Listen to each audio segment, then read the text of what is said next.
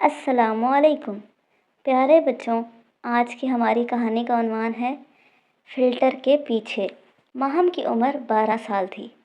وہ نہ بہت شرارتی تھی نہ بہت خاموش، بس ایک عام سی بچی جو اسکول جاتی، ہوم ورک کرتی اور فارغ وقت میں اپنا موبائل کھول کر بیٹھ جاتی۔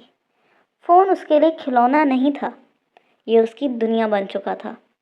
ماہم کی اسکرین پر سب کچھ خوبصورت تھا، ہنستے مسکراتے چہرے، رنگ برنگے کپڑے، ٹورز، کھانا پینا، لوگوں کی سالگرہ کی پارٹیاں، دوستوں کی ہنستی تصویریں۔ ہر پوسٹ کے نیچے دل، تالیاں اور تعریفوں کے کامنٹس۔ ماہم ہر تصویر کو غور سے دیکھتی، پھر اپنی زندگی کو، اور دل ہی دل میں سوچتی، میری زندگی ایسی کیوں نہیں؟ کچھ عرصے بعد اس نے بھی تصویریں ڈالنا شروع کر دیں، کبھی مسکرا کر، کبھی فلٹر لگا کر، کبھی ایسے زاویے سے کہ کمرہ بڑا لگے اور زندگی مکمل۔ جب لائکس آتے ماہم خوش ہو جاتی، اور جب کم آتے دل بھاری ہو جاتا۔ حقیقت مگر اسکرین سے مختلف تھی۔ ماہم اکثر اکیلی محسوس کرتی تھی۔ اس کے دوست آن لائن تھے مگر پاس نہیں۔ وہ رات کو دیر تک جاگتی، اسکرول کرتی اور پھر کسی کی خوشی دیکھ کر خاموش ہو جاتی۔ اسے لگتا سبھی آگے بڑھتے جا رہے ہیں، بس وہی پیچھے رہ گئی ہے۔ ایک دن اسکول میں ماہم کی دوست سارہ رو رہی تھی۔ ماہم حیران ہوئی، یہ تو ہر تصویر میں اتنی خوش نظر آتی ہے۔ ماہم اس کے پاس گئی اور پوچھا، سارہ کیا ہوا؟ سارہ نے آہستہ سے کہا، کچھ بھی نہیں، بس تھک گئی ہوں۔ ماہم نے پہلی بار یہ محسوس کیا کہ آن لائن خوش نظر آنے والا ہر شخص ضروری نہیں کہ اصل زندگی میں بھی مطمئن اور خوش ہو۔ گھر میں بھی ماہم بدلنے لگی۔ امی بات کرتی تو وہ بس ہاں نہ میں جواب دیتی۔ کھانا سامنے ہوتا مگر دھیان فون میں۔ ابو اکثر کہتے، ماہم ذرا فون رکھ دو۔ وہ جھنجھلا جاتی، فون جیسے اس کی دنیا ہی بن گیا تھا۔ ایک رات ماہم نے اپنی تصویر پوسٹ کی۔ بہت اچھی تصویر تھی، فلٹر، روشنی، مسکراہٹ، سب کچھ بہت اچھا دکھ رہا تھا، مگر لائکس کم آئے۔ ماہم کا دل دکھی ہو گیا۔ شاید میں اچھی نہیں لگتی، شاید میں کافی نہیں ہوں۔ وہ رو پڑی۔ امی نے کمرے میں آ کر دیکھا تو چونک گئیں۔ انہوں نے آگے بڑھ کر ماہم کو گلے لگایا اور نرمی سے پوچھا، ماہم بیٹے، ادھر میری طرف دیکھو اور بتاؤ تم خوش ہو یا بس خوش دکھنا چاہتی ہو؟ یہ سوال ماہم کے لیے کافی حیران کن تھا۔ امی بولی، بیٹا، سوشل میڈیا ہمیں زندگی کا صرف ایک حصہ دکھاتا ہے، وہ حصہ جو لوگ دکھانا چاہتے ہیں۔ کوئی اپنے آنسو پوسٹ نہیں کرتا، کوئی اپنی ناکامی نہیں دکھاتا، کوئی اپنی تنہائی کی تصویر نہیں لگاتا، لیکن اس کا مطلب یہ نہیں کہ ان کی زندگی بالکل پرفیکٹ ہے۔ کسی کی زندگی پرفیکٹ نہیں ہوتی، اتار چڑھاؤ سب کی زندگی میں ہوتے ہیں۔ امی بولتی گئیں اور ماہم خاموشی سے سنتی رہی۔ جب ہم ہر وقت دوسروں کی زندگی دیکھتے رہتے ہیں تو اپنی زندگی کم لگنے لگتی ہے، اور جب ہم خود کو لائک سے تولتے ہیں تو ہم اپنی اصل قیمت بھول جاتے ہیں۔ امی کی باتوں سے کافی حد تک ماہم پرسکون ہو گئی۔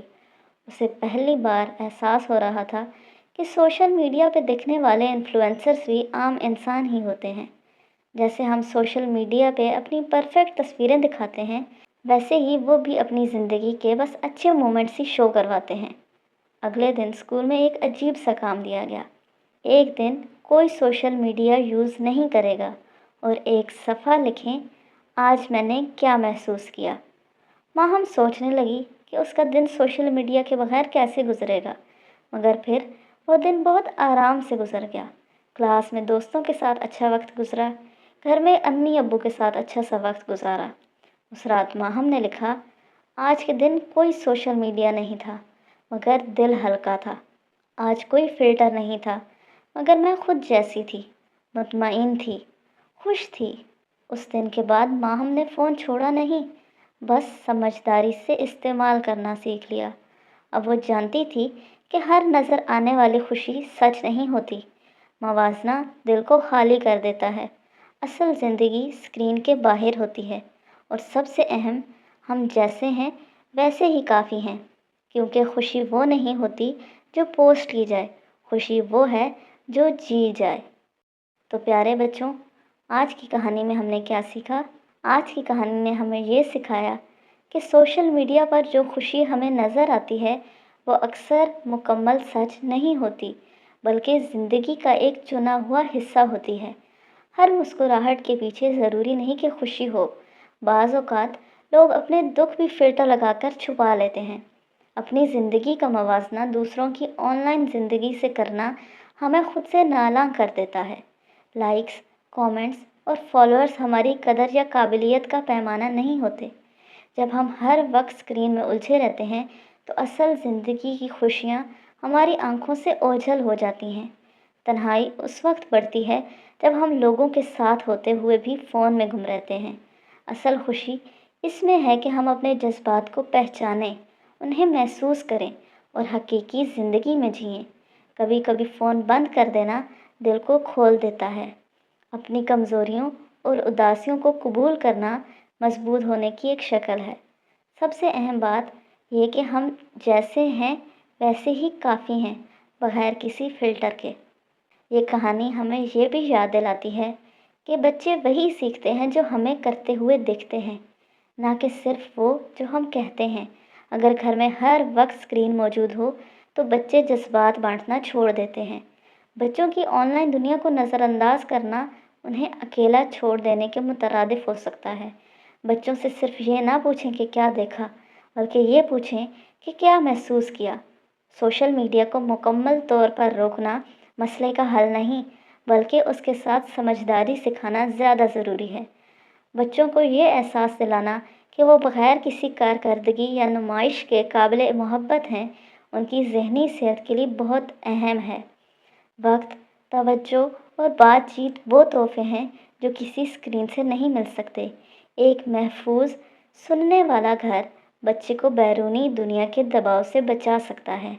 یاد رکھیں، بچے اسکرین پر نہیں، آپ کی آنکھوں میں اپنی پہچان ڈھونڈتے ہیں، اور خوشی فلٹر میں نہیں، رشتوں میں سانس لیتی ہے۔